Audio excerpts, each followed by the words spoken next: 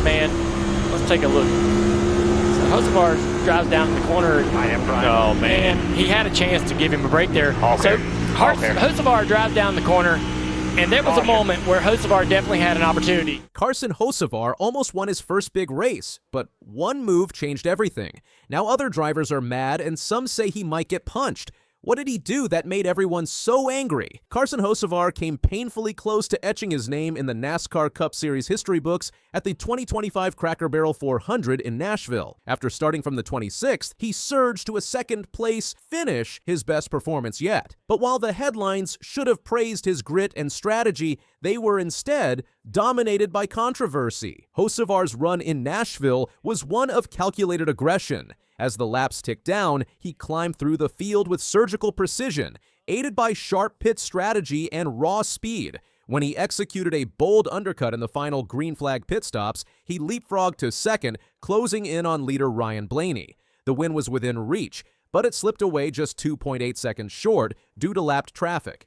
A near miss, but a performance worthy of applause, yet applause was in short supply. Why? Because just before that final push, Hocevar made contact with Ricky Stenhouse Jr. in Stage 2. A seemingly minor tap from behind sent Stenhouse into the wall, effectively ending his day.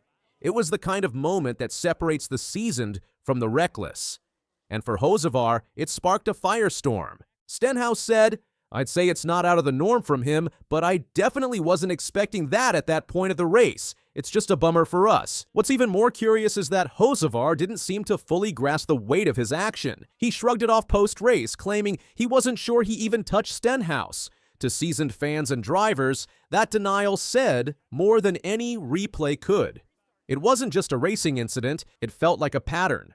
I feel like that was just a common move with how big of a run I had, but I didn't see it. I'm sure he'll want to talk about it. I'll talk about it. We'll look at the replay, but I have no idea until I see it. The incident didn't go unnoticed.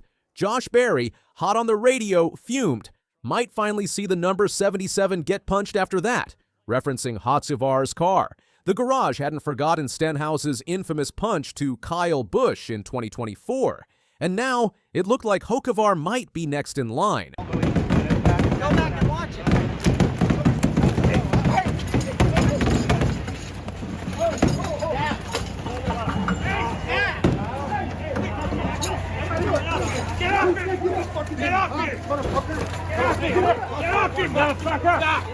What's worse, this didn't come out of nowhere. Hocevar has been on the radar for a while. His bold, sometimes reckless style has made him a magnet for drama. He's had words with drivers, penalties from officials, and now, a crowd of critics watching his every move. The Nashville contact wasn't an isolated moment. It was fuel to a fire that's been burning for months.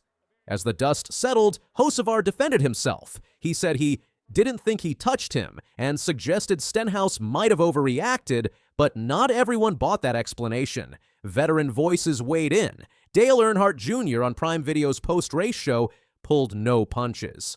"He doesn't even seem to realize he wrecked someone," Jr. said. "He could have cut the 47th a break. He chose not to." I like what I see out of Hocevar. As a fan and a broadcaster, it is entertaining, Earnhardt said. "I just don't like it when he wrecks the good guy, you know?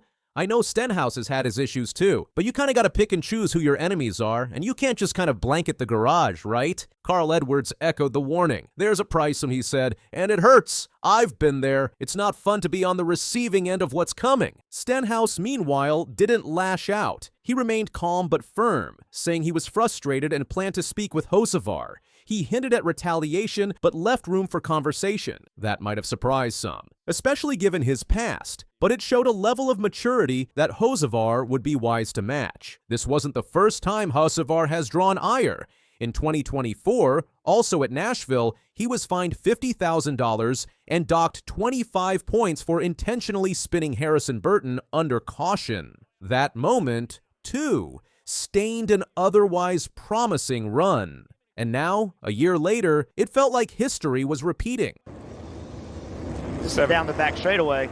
Yeah, there's got to be more to this story because the 77 just hooks the 21. I think NASCAR is going to like that under caution.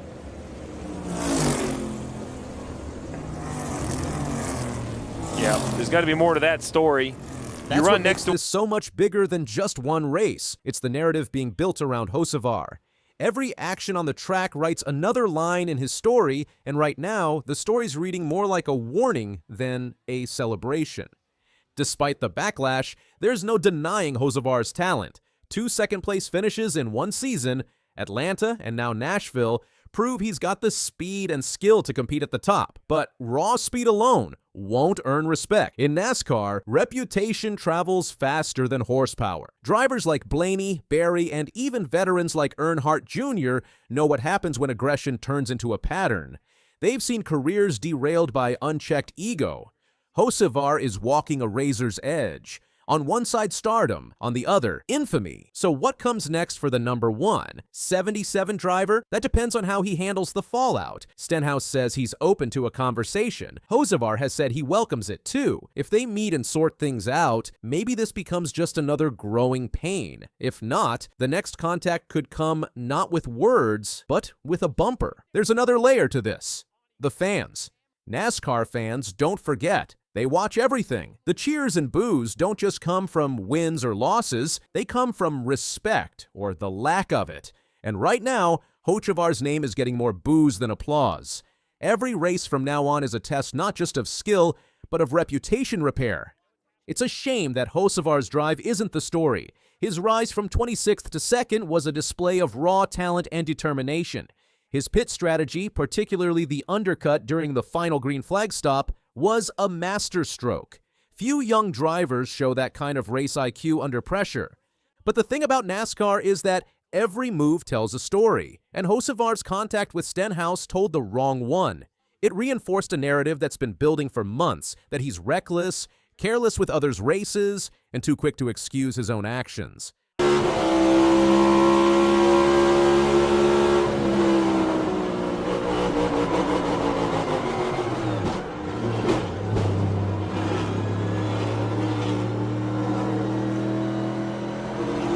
That narrative doesn't have to be permanent, he can rewrite it, but it'll take more than fast laps. It'll take awareness, accountability, and a shift in how he races others. It means picking his battles and knowing when to back off.